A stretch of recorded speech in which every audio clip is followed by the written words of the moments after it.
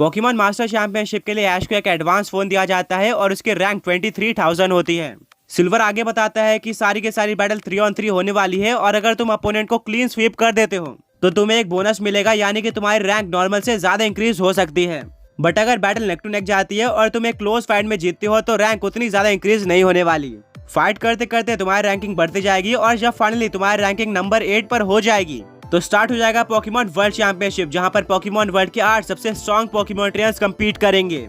इस साल की चैंपियनशिप हो चुकी है, वहीं पर नेक्स्ट चैंपियनशिप होने वाली है अगले साल। अगर तुम चैंपियनशिप शुरू होने से पहले नंबर 8 रैंकिंग अचीव कर लेते हो तो तुम्हें मौका मिल जाएगा चैंपियन से बैल करने का।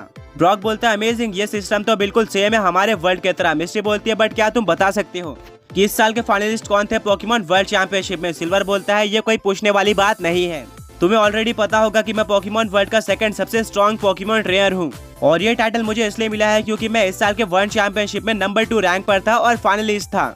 मैंने हेक्टर से फाइट करी थी बट अनफॉर्चुनेटली हेक्टर मुझे एक वन साइडेड बैटल में डिफीट कर देता है, जो कि किसी ने भी एक्सपेक्ट नहीं किया था। स्टिल नंबर 2 रैंकिंग मेरी है और मैं दोबारा कम्पीट करने वाला हूँ पोकेमॉन वर्ल्ड चैंपियनशिप में। शायद आगे जाकर हमारी दोबारा बैटल हो। ऐश आगे की बात करने जा रहा होता है कि तभी उसका एडवांस फोन बजता है और उसमें एक मैसेज आता है। चैलेंजर आसपास से ऐश को 2 ऑप्शन दिए जाते हैं कि क्या तुम इस बैल को एक्सेप्ट करना चाहोगे या फिर नहीं। सिल्वर एक स्माइल देता है और बोलता है मैं तुम्हें यही चीज एक्सप्लेन करना चाहता था, क्या तुम इस बैल को एक्सेप्ट करोगे? ऐश बोलता है जरूर, ये मेरी पहली वर्ल्ड चैंपियनशिप बैटल होने वाली है। ऐश फाइट को एक्सेप्ट कर लेता है और अपोनेंट को ढूंढने लग जाता है। कुछ ही टाइम में दोनों पोकेमॉन ट्रेनर आमने सामने आ जाते हैं। ऐश अपने एडवांस फोन में देखता है और उसको पता चलता है कि अपोनेंट का नाम राइवन है, जिसकी रैंक 482 है। राइवन बोलता हाँ तुमने बिल्कुल सही पहचाना, बट अगर मैं गलत नहीं हूँ तो तुम्हारी रैंक 23,000 है, जो कि काफी कम है और इसका मतलब यह है कि तुम एक वीक पोकेमॉन ट्रेनर हो। ये बैल तो मेरे लिए एक गिफ्ट है, मेरे पास तुम्हें डिफीट करके रैंक अप करने का एक काफी अच्छा ऑप्शन है। ऐश बोलता है नहीं, मैंने अभी अभी पोकेमॉन मास्टर चैंपियनशिप में पार्टिसिपेट किया है, इसीलिए मेरी रैंक कम है, मुझे वीक पोकेमॉन ट्रेनर मत समझना। राइवन बोलता है इसका मतलब तुम्हें पोकेमॉन वर्ल्ड चैंपियनशिप का बिल्कुल भी एक्सपीरियंस नहीं है, यानी कि ये बैटल काफी इजी होने वाली है। तभी वहाँ पर एक पोकेमॉन आ जाता है।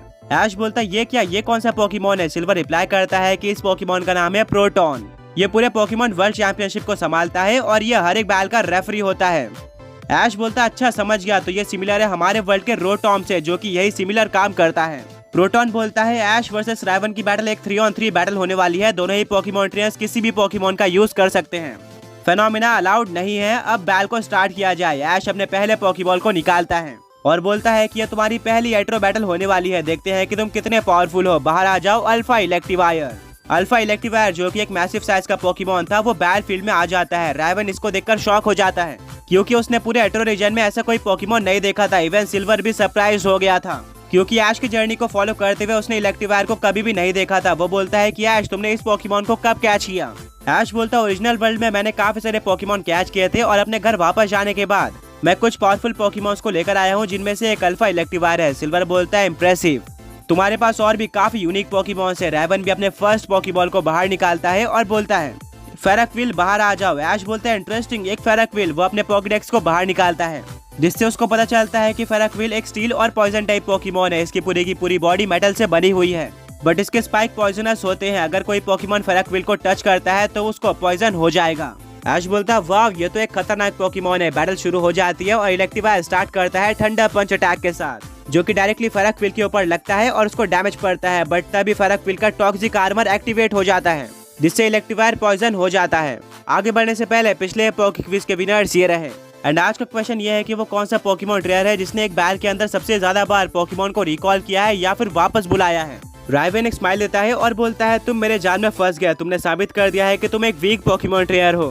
फेरक्विल अभी आयरन स्पाइक अटैक का यूज करो। फेरक्विल अपने बॉडी से काफी सारे मेटालिक स्पाइक को इलेक्ट्रीवायर की तरफ अनलीश करता है। ऐश का इलेक्ट्रीवायर अपने एजिलिटी का यूज करके इन सारे स्पाइक्स को डॉज कर लेता है एंड यूज करता है एक सुपर स्ट्रॉन्ग ठंडा बोल्ट अटैक का, जो कि डायरेक्टली फेरक्विल के ऊपर लगता है और फेरक्विल हार जाता है। राइवन बोलता है क्या फेरक्विल हार गया? मुझे तो लगा था तुम एक वीक पोकेमॉन ट्रेनर हो, बट तुम सच में स्ट्रॉन्ग हो। वेल अब मुझे अपनी फुल पावर को दिखाना होगा। राइवन अपने सेकंड पोकेबॉल को बाहर निकालता है और बोलता है पायरावन बाहर आ जाओ। इसके बारे में और भी इन्फॉर्मेशन लेने के लिए ऐश अपने पॉकेडेक्स को बाहर निकालता है जिससे उसको पता चलता है कि पायरावन एक फायर और ड्रैगन टाइप पोकेमॉन है। देखने में ये एक सरपेंट की तरह दिख रहा था और इसके विंग्स पर आग लगी हुई थी। दोनों ही पोकेमॉन्स के बीच में काफी टफ फाइट होती है। शुरू में ऐश का इलेक्ट्रीवायर पूरी तरह से डोमिनेट कर रहा होता है, पर जब पायरावन की एचपी काफी कम हो जाती है तब वो इलेक्ट्रीवायर के ऊपर काफी स्ट्रॉन्ग अटैक्स का यूज करता है।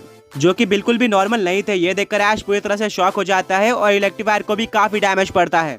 साथ में इलेक्ट्रीवायर पॉइजन भी था, उसको हर टर्न पे डैमेज पड़ते जा रहा था। राइवन बोलता है कि मैं अपने पोकेमोन एबिलिटीज के ऊपर काफी ध्यान देता हूँ। फेरक्विल के बॉडी को टच करने पर पोकेमोन को पॉइजन हो जाता है। वहीं पर पायरावन के पास भी एक काफी यूनिक एबिलिटी है। जब उसकी एचपी काफी कम हो जाती है तब उसके अटैक की पावर 50% से बढ़ जाती है। इसीलिए वो हारते वक्त अपोनेंट पोकेमोन को ज्यादा से ज्यादा डैमेज दे पाता है और इससे बैल भी पलट जाती है। ऐश बोलता है अच्छा, तो अब समझ में आया कि इलेक्ट्रीवायर को इतना डैमेज क्यों पड़ रहा है। वेल, बैटल आगे कंटिन्यू होती है। दोनों ही पोकेमोन से एक दूसरे को काफी डैमेज देते हैं, पर लास्ट में अल्फा इलेक्ट्रीवायर फिनिश करता है वाइल्ड चार्ज अटैक से, जिससे पायरोवन यानी कि राइवन का सेकंड पोकेमोन हार जाता है। अब राइवन काफी डिसअपॉइंटेड हो चुका था। दूसरी तरफ ऐश काफी खुश होता है क्योंकि उसकी पोकेमोन वर्ल्ड चैंपियनशिप की पहली बैटल काफी अच्छी जा रही थी। बट वो नोटिस करता है कि इलेक्ट्रीवायर काफी लंबी सांसें ले रहा है और वो काफी ज्यादा वीक हो चुका है। ब्रॉक बोलता है कि ऐश, जैसा कि सिल्वर ने बताया था, अगर तुम अपोनेंट को क्लीन स्वीप करते हो तो तुम्हारी रैंकिंग नॉर्मल से ज्यादा इंक्रीज होगी। तो इस बात को ध्यान में रखते हुए तुम्हें इलेक्ट्रीवायर को वापस पोकेबॉल में ले लेना चाहिए। अगर वो हार जाता है तो तुम क्लीन स्वीप नहीं कर पाओगे, तुम्हें किसी और पोकेमोन का यूज करना चाहिए।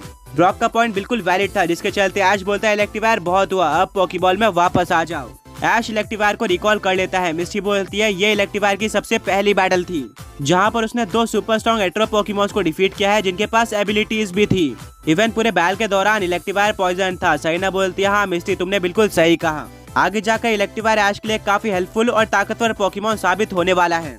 राइवन बोलता है ऐश, जितना मैंने सोचा था तुम उससे कहीं ज्यादा स्ट्रॉन्ग निकले, बट क्या तुम मेरे एस पोकेमोन को हैंडल कर सकते हो? बाहर आ जाओ क्रायोस्ट्रम। ये एक आइस और घोस्ट टाइप पोकेमोन था जो कि देखने में काफी क्रीपी लग रहा था। सिल्वर बोलता है कि ऐश ध्यान रखना, बाकी पोकेमोन्स की तरह इसके पास भी एक यूनिक एबिलिटी है। ऐश अगले पोकेबॉल को जेब से बाहर निकालता है और बोलता है टाइम आ चुका है गर्मी को बढ़ाने का।